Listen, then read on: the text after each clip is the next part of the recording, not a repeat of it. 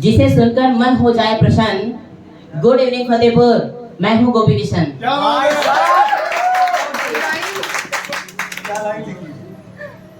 कि शुरुआत करते हैं कि अपने अल्फाजों से सुरों को सजाएंगे, अपने अल्फाजों से सुरों को सजाएंगे, तेरी बेरंग महफिल में रंग हम जमाएंगे। बहुत सही, बहुत बढ़िया। तो एक पोएट्री से शुरुआत करते हैं। ये एक्चुअल में ये इंसिडेंट, ये पोएट्री लिखने का आइडिया आया था मुझे तब दीपावली के जस्ट एक दिन पहले। मैं अपने दोस्तों के साथ घूमने के लिए निकला था। जो मैं था, एक्चुअली में हम लोगों के दोस्त की मंडली में 3 लोग हैं, 2 लोग प्रेजेंट हैं यहाँ पर, एक नहीं आए हैं। तो हम तीनों लोग जा रहे थे। तो तीनों लोग के जाने पर रास्ते में एक घटना घटित हुई। दीपावली के लिए कुछ चीजें खरीदारी करनी थी। तो उन खरीदारी में कुछ चीजों के बारे में याद आया। मैंने घर के लिए कुछ दियालियां खरीदी और मटकी खरीद ली। वैसे जरूरत नहीं थी पर खरीद ली। तो मटकी खरीदने के बाद जो है एक पोएट्री याद आई, आपको सुनाना चाहूंगा कि सुनो फलानी, नाम नहीं है इसलिए फलानी से काम चलाना पड़ रहा है, तो अप्रिशिएट करिएगा। कि सुनो फलानी, तुम्हें प्रपोज करने के लिए मैं तुम्हें गुलाब या गुलदस्ता तो नहीं दे पाऊंगा। कि सुनो फलानी, तुम्हें प्रपोज करने के लिए मैं तुम्हें गुलाब या गुलदस्ता तो नहीं दे पाऊंगा, मगर तुम्हें एक गगरी ला कर दूंगा। गगरी यानी कि मटकी। मगर तुम्हें एक मटकी ला कर दूंगा, तो प्लीज मना मत करना, मान जाना। और वो गगरी अपनी कमर पे रखकर बल खाती हुई, इतराती हुई चलना। तुम्हारी इठलाती हुई अदाओं से लोगों के दिलों पर जो बिजली गिरेगी, उस बिजली से मेरे अंधेरे दिल को हमेशा के लिए रोशन कर देना। और हाँ, इस दिवाली जब लोग पटाखे, फुलझड़ियां और रॉकेट जलाएंगे, तो आसमां पर, धुएं पर देखना, तुम्हें हम दोनों का नाम नजर आएगा। बस तुम तन की नहीं, मन की आंखों से देखना उस अनंत से फैले रंगीन आसमान को, और महसूस करना तो तुम्हें पटाखों की गूंज में हमारे प्रेम का मधुर संगीत सुनाई देगा। तो उन पटाखों की गूंज में हमारे प्रेम का मधुर संगीत सुनाई देगा। क्या कहते हैं भाई, बहुत बढ़िया। Thank you. What a imagination. काफी सोच विचार करके लिखा है। इसमें लग रहा सिर्फ भाई। 10 बजे लिखने बैठा था, 1 बज गया था इसको लिखने में। बहुत सही। तो कुछ कविताएं भी हैं, जी जी, सुनाना चाहूंगा। विशाल। जी थैंक यू। कि मोहब्बत है मुझे तुमसे मगर कुछ कह नहीं पाता। मोहब्बत है मुझे तुमसे मगर कुछ कह नहीं पाता। दूर रहने की व्यथा तुमसे मगर मैं सह नहीं पाता। दूर रहने की व्यथा मगर तुमसे मैं सह नहीं पाता। समय की धार के संग ये तड़पता दिल बह नहीं पाता। समय की धार के संग ये तड़पता दिल कहीं बह नहीं पाता। कि अब आ जाओ मेरे हमदम, तेरे बिन ये दिल अब रह नहीं पाता। तेरे बिन ये दिल अब कहीं रह नहीं पाता। लिख के काफी आया था सर, तो पूरा ही सुनाने चाहूंगा, टाइम है। अरे सर, पूरा टाइम है। मैम वर्ड का सैक्रिफाइस किया, कुछ तो फायदा मिलना चाहिए। जी जी बिल्कुल, थैंक यू। कि 2 लाइनें पहले शेयर करता हूँ, फिर एक कविता पे आते हैं।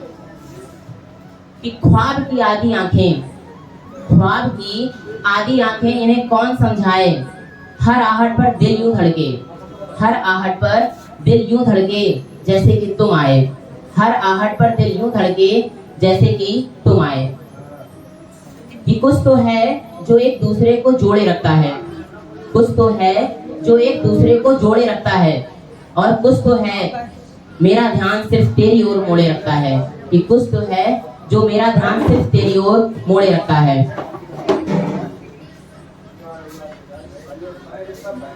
अच्छा ये बताइए, एक क्वेश्चन, यहाँ पर कितने चाय लवर्स हैं? चाय को पसंद करने वाले बहुत कम है।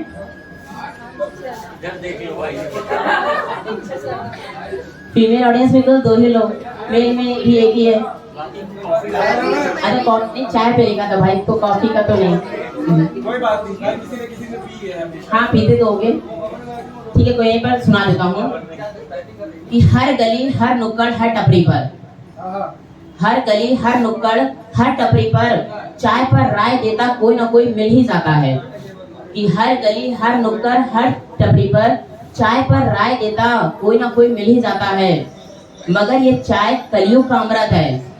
मगर ये चाय कलयुग का अमृत है, रिश्तों की तुरपाई है। कि साला मोहब्बत में टूटा हुआ दिल भी सिल ही जाता है। कि साला मोहब्बत में टूटा हुआ दिल भी सिल ही जाता है। और एक्चुअल में मैं ऐसे टीचर भी हूँ, पढ़ाता भी हूँ अच्छा जी। तो मैं मैथ्स और इंग्लिश का टीचर हूँ।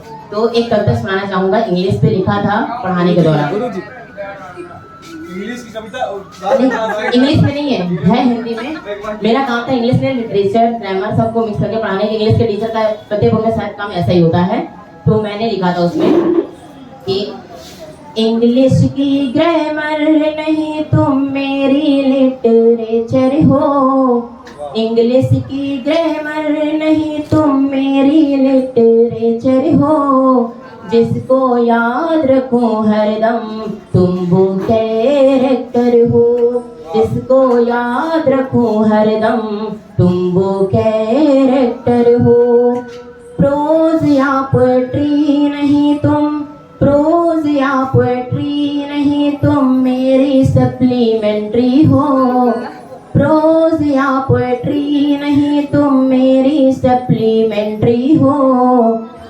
पढ़ना चाहूँ कई बार जिसे तुम वो चैप्टर हो। पढ़ना चाहूँ कई बार जिसे तुम वो चैप्टर हो। पढ़ना चाहूँ कई बार जिसे तुम वो चैप्टर हो।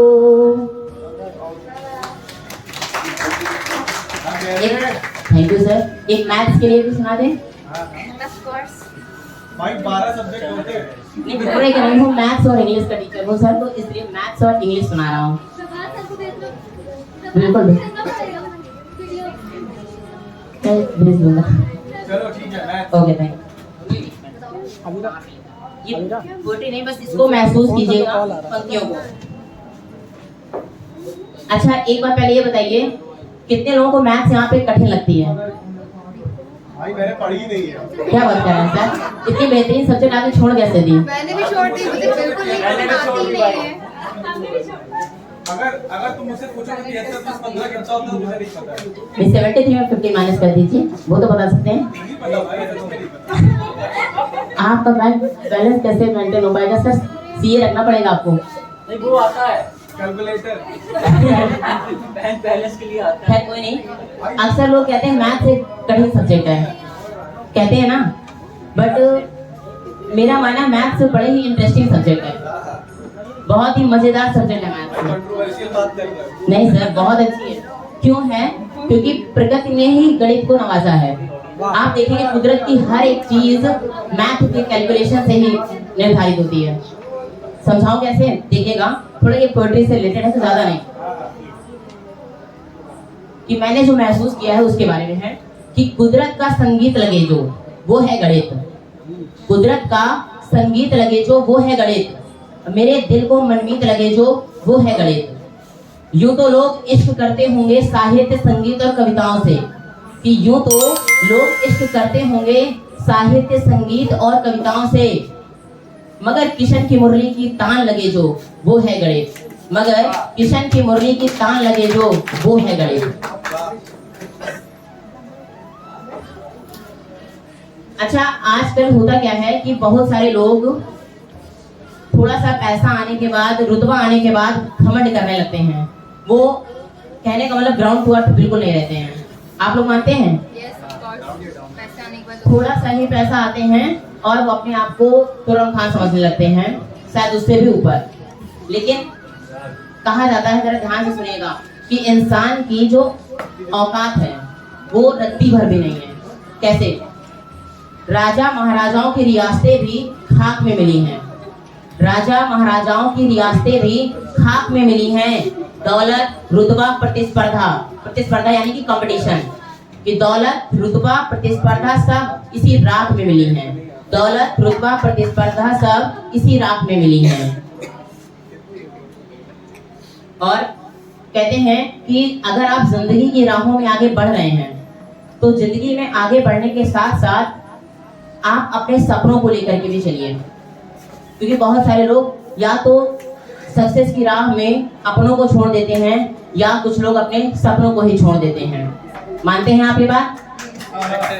तो कहा जाता है कि कुछ चीजें हैं, समय कई जख्म कई घावों को तो भर देता है, लेकिन कुछ चीजें हैं जो वापस लौट करके कभी नहीं आती। आप चाहे जेब बेजोस ही क्यों ना बन जाएं, दुनिया के कितने ही अमीर इंसान क्यों ना बन जाएं, आपके पास अथाह संपत्ति हो जाए, आप उस संपत्ति को खर्च करके वापस कुछ चीजों को ला नहीं सकते।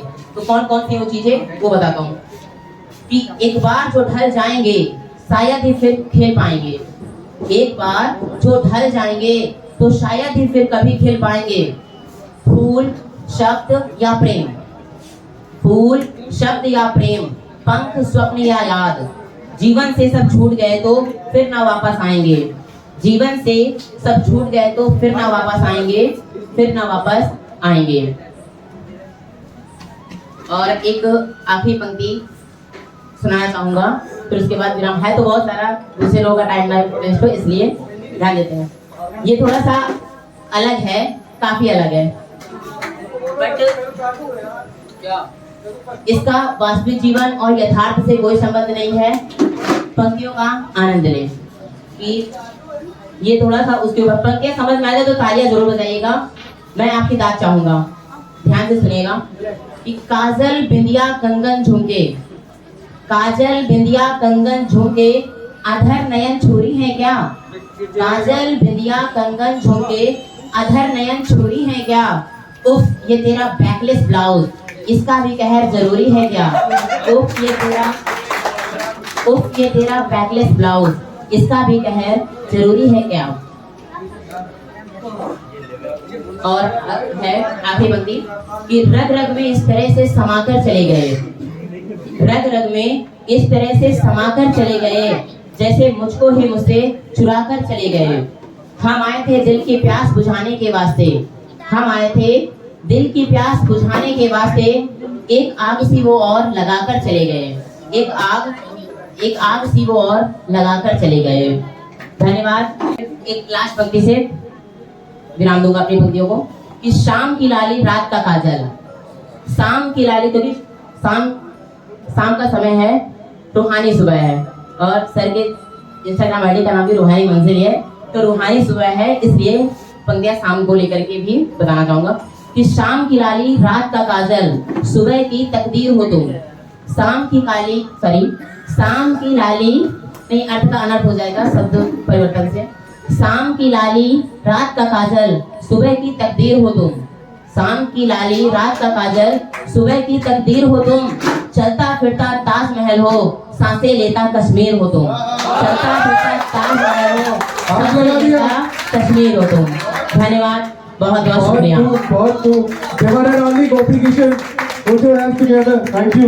बहुत ही अच्छा गोपी सर।